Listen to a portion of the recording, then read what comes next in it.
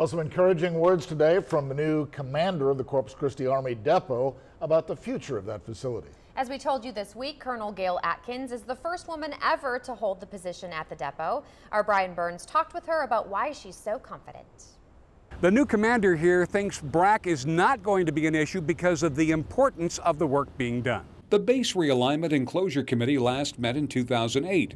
The committee decides which military bases across the country should be closed for budget considerations.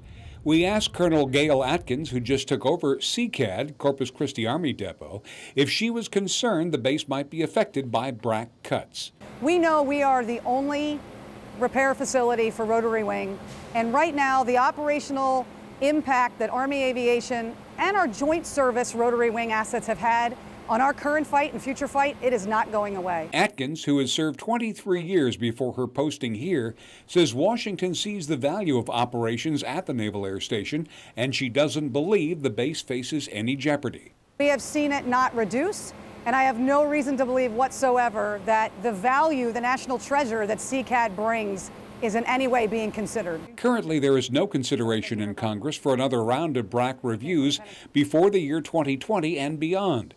Atkins, whose father served for years in the Marine Corps, says she understands her gender is a change, but a change that's taking place throughout the military. I hope that I can be an inspiration for those that see it as an opportunity not to be limited.